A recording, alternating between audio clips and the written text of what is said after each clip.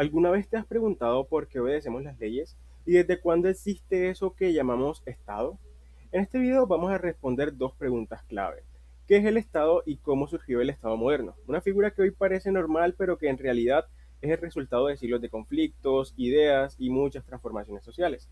Y es que resulta importante hablar del Estado porque este es quien regula la convivencia social y define los derechos y los deberes de los asociados. Entonces, para entender el Estado moderno, primero hay que mirar muchísimo atrás.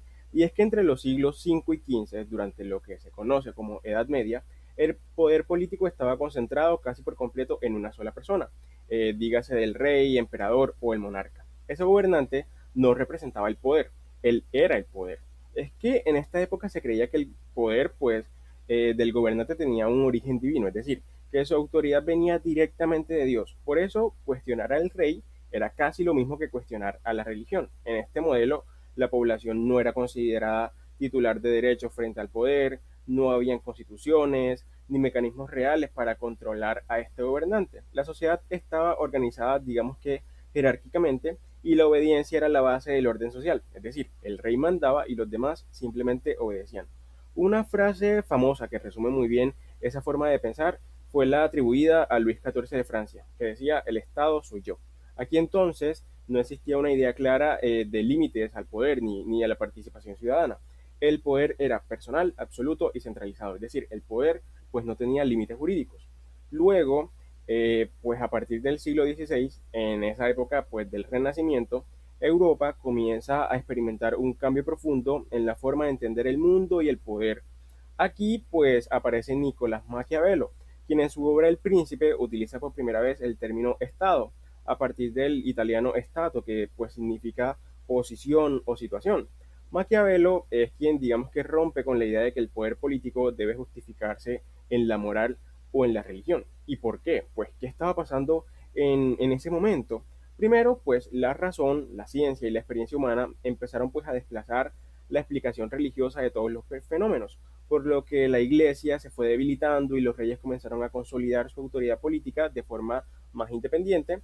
Y segundo, porque grandes imperios como España, como Francia e Inglaterra entraron en guerras por el control del territorio y del comercio mundial.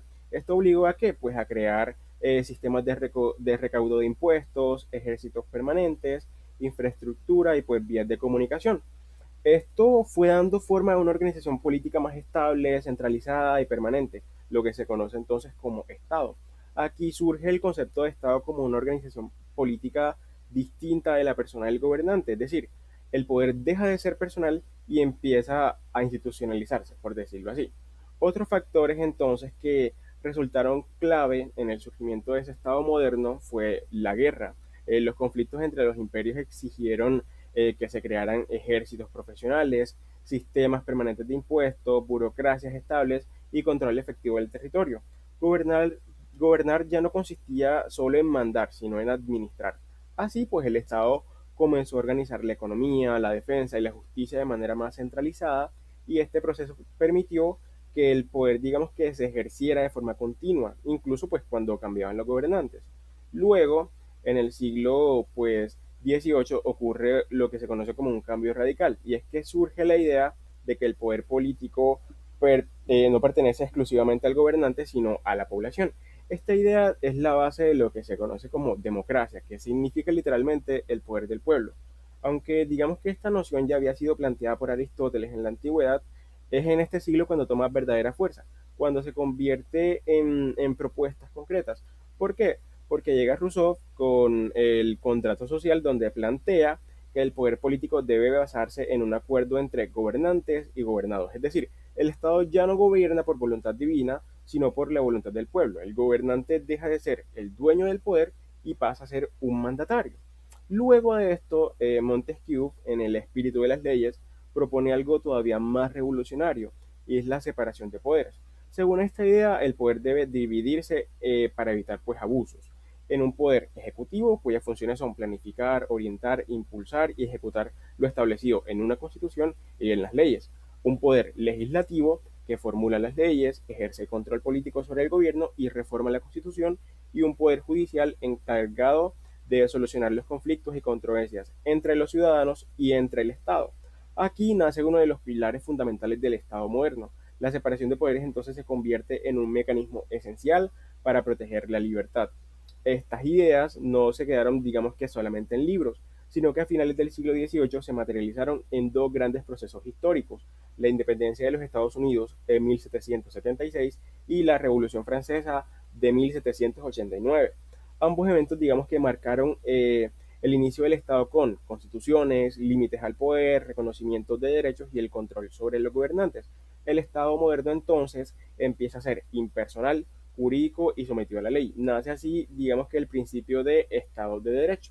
Entonces, durante los siglos XIX y XX, el Estado asumió un papel más activo en el desarrollo económico y social. El Estado planificó la economía, impulsó la educación, la salud y el bienestar general. Se crean lo que se conocen como sistemas de educación pública, de salud, de seguridad social y de regulación laboral.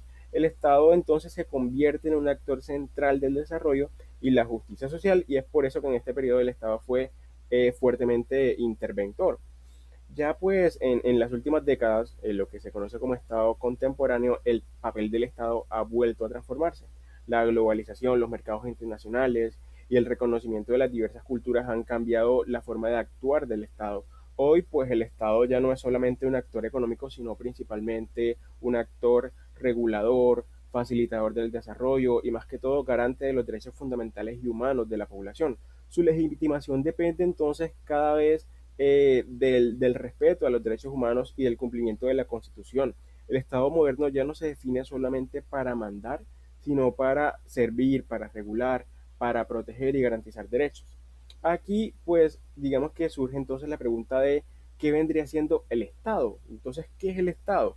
Pues el Estado no es más que una organización política, jurídica y social que surge cuando una comunidad humana se asienta en un territorio, se organiza bajo normas y reconoce una autoridad legítima que ejerce el poder. En términos más precisos, ese Estado se compone de un territorio, una población y una autoridad que tiene soberanía reconocida por otros estados. Además, digamos que el Estado vendría siendo una estructura de poder y también una estructura social que pues organiza la convivencia, regula los conflictos y permite la vida en sociedad. Digamos que en resumen el Estado moderno no nació entonces de la noche a la mañana, sino que es el resultado de siglos de luchas, de ideas y de transformaciones que aún siguen moldeando, que aún siguen construyendo la terminología del Estado, y pues por ello el Estado moderno es lo que alcanzamos a ver hoy. Así que si quieres ver más videos como este, suscríbete y déjanos tu comentario.